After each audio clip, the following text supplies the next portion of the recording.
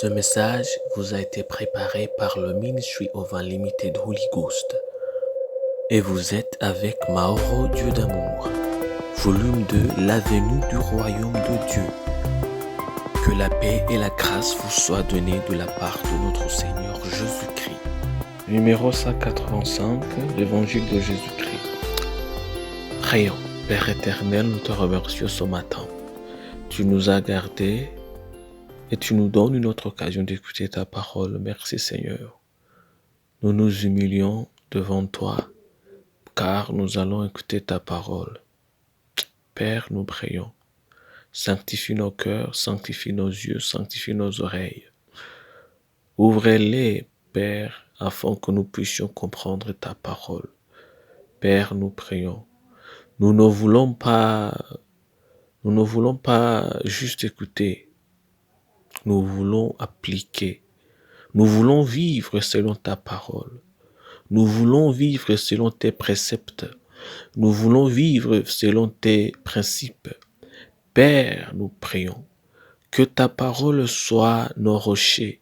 Au nom de Jésus-Christ, nous voulons penser selon ta parole et décider selon ta parole. Ô Père, nous prions. Donne-nous la force d'appliquer ta parole. Donne-nous la force de vivre selon ta parole. Donne-nous la force d'habiter en ta parole. Au nom de Jésus-Christ, nous prions que ton règne vienne. Nous prions que ta volonté soit faite.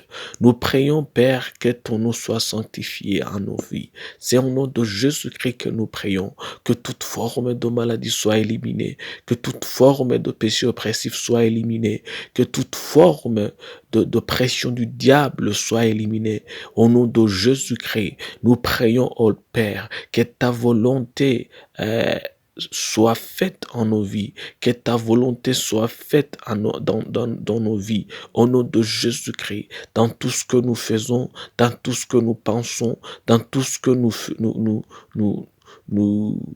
traversons, que ta volonté soit faite. C'est au nom de Jésus-Christ que nous prions. Amen. Aujourd'hui, on va lire en Luc chapitre 8, versets 43 à 48. La Bible nous dit « Or, il y avait une femme atteinte d'une perte de sang depuis 12 ans et qui avait dépensé tout son bien pour les médecins, sans aucun ait pu la guérir. Elle s'approcha par derrière et toucha le bord du vêtement de Jésus. Au même instant, la perte de sang s'arrêta et Jésus dit « Qui m'a touché ?» Comme tous s'en défendaient, Pierre et ceux qui étaient avec lui dirent « Maître, la foule t'entoure et t'oppresse. » Et tu dis « Qui m'a touché ?» Mais Jésus répondit « Quelqu'un m'a touché, car j'ai connu qu'une force était sortie de moi. » La femme, se voyant découverte, vint toute tremblante se jeter à ses pieds et déclarant devant tout le monde pourquoi elle l'avait touché et comment elle avait été guérie en l'instant. Jésus lui dit « Ma fille, ta foi t'a sauvée. Va en paix. » Ça, c'est Luc chapitre 43 à 48. Luc chapitre 8, versets 43 à 48. Avec la bonne foi, vous n'aurez peut-être pas besoin d'attendre. Avez-vous déjà vu un accident et comment les gens s'approchent du lieu de l'accident? Et beaucoup d'entre eux se contentent de regarder ce qui s'est passé.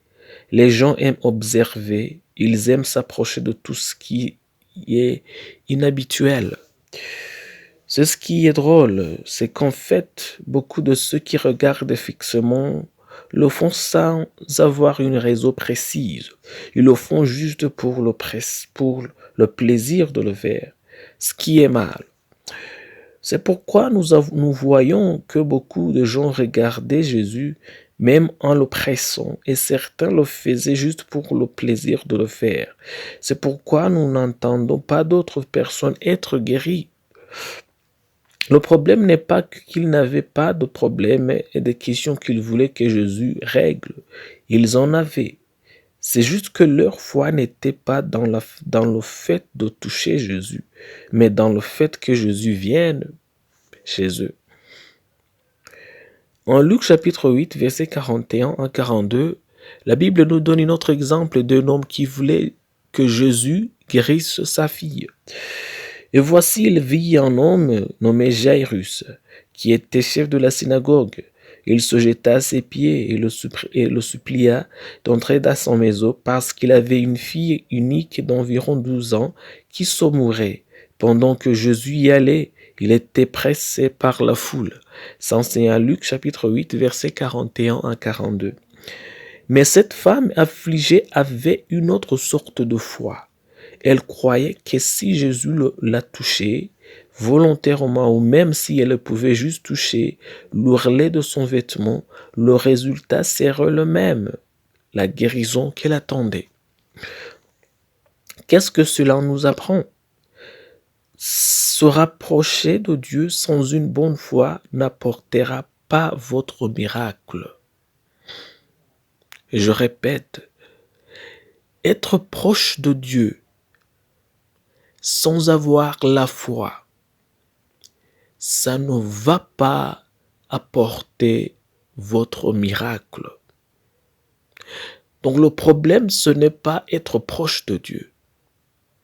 Le problème, c'est la foi avec laquelle vous vous approchez de Dieu. Il y a des gens qui pourraient recevoir leur réponse aujourd'hui et même maintenant s'ils avaient la bonne compréhension. Pensez-y, cet homme avec une fille est malade et a dû attendre que sa fille meure. Sa foi s'était manifestée par la présence de Jésus juste à côté de son enfant pour accomplir le miracle. Mais ceux dont la foi était cultivée savaient déjà que Dieu n'avait pas de limite. Ils savaient que la guérison de Dieu n'avait rien à voir avec l'imposition des mains ou de toutes sortes de contacts physiques. Ils ont reçu leur miracle instantanément. En Luc chapitre 7, versets 7 à 10, la Bible nous dit « C'est aussi pour cela que je me suis pas cru digne d'aller en personne vers toi, mais dis un mot et mon serviteur sera guéri, car moi qui suis soumise à des supérieurs, j'ai des soldats sous mes ordres, et je dis à l'un, va, et il va, à l'autre, viens, et il vient. Et à mon serviteur, fais cela, et il le fait. Lorsque Jésus entendit ces paroles, il admira le centenier, et se tournant vers la foule qui le suivait, il dit, je vous le dis, même en Israël, je n'ai pas trouvé une aussi grande foi. De retour à la maison, les gens envoyés par le centenier trouvèrent guéri le serviteur qui avait été malade. Ça, c'est un Luc chapitre 7, versets 7 à 10.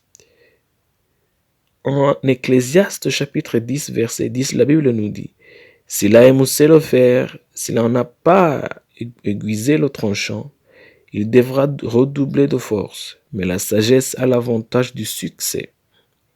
Ecclésiaste chapitre 10, verset 10.